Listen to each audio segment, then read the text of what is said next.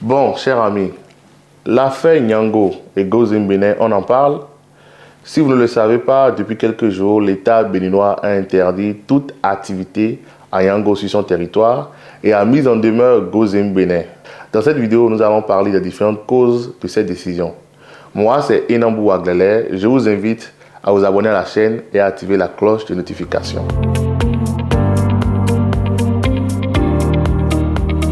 Nyango Benin est interdit de toute activité sur le territoire béninois. C'est la décision qu'a prise l'État béninois via le ministère des Transports. Et cela est dû à multiples raisons. La toute première, c'est qu'ils ne sont pas reconnus ni autorisés à exercer une activité sur le territoire béninois. Et secondo, il faut savoir que Nyango est une entreprise de transport qui met en relation les propriétaires de véhicules et les clients. Ils sont présents dans plusieurs pays dans la sous-région africaine. Il faut noter qu'ils ont déjà eu ce genre de problème au Cameroun, qui leur a interdit toute activité sur son territoire tant qu'ils ne se conforment pas aux règles qui sont régies dans le secteur des transports au Cameroun. Et aujourd'hui, ils ont le même problème avec le Bénin. Il faut saluer la décision de l'État béninois qui protège en réalité ses citoyens.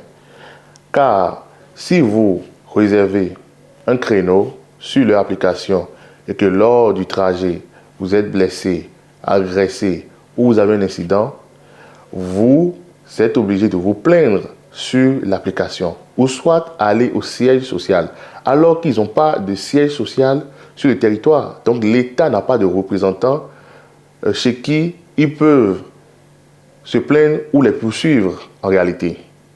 Et cela est vraiment dangereux pour la vie des citoyens et leur sécurité. Mais il faut quand même se poser une question. Comment se fait-il que depuis des mois, Nyango exerce une activité sur le territoire sans que l'État ne soit au courant? Alors qu'ils font des publicités, ils ont des clients, ils ont des transporteurs qui souscrivent à des abonnements avec eux. Et l'État béninois n'est pas au courant. Et le pire encore dans l'histoire, c'est que Gozim, qui est présent sur le territoire depuis 5 ans, ou voire même plus, et qui a des milliers de clients, et qui fait une forte publicité, on voit leurs voitures défiler partout en ville, l'État béninois n'est pas au courant de leur activité. Cela prouve qu'il y a un dysfonctionnement au sein du système, c'est-à-dire, normalement, selon les lois du numérique, lorsque vous êtes propriétaire d'une application et que vous exercez sur un territoire, vous devez suivre une norme donnée, une charte donnée. Cela permet aux clients, lorsqu'il y a des problèmes, de vous poursuivre. Vous devez avoir un siège. Vous devez faire des inspections et suivre les transporteurs et voir s'ils entretiennent leur voiture, s'ils ont des assurances, s'ils traitent très bien leurs clients. Et Nyango n'a rien de tout cela. Normalement, les propriétaires de ces applications via le siège social sont les représentants légaux des clients chez l'État. Lorsque les clients ont des problèmes et les poursuivent, l'État est dans la capacité d'envoyer des gens pour qu'ils répondent de leurs actes.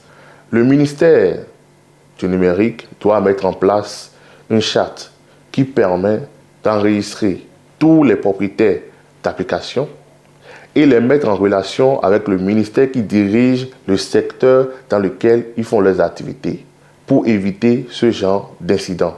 Dites-moi en commentaire ce que vous en pensez. Abonnez-vous à la chaîne et surtout activez la cloche de notification. Merci. À la prochaine.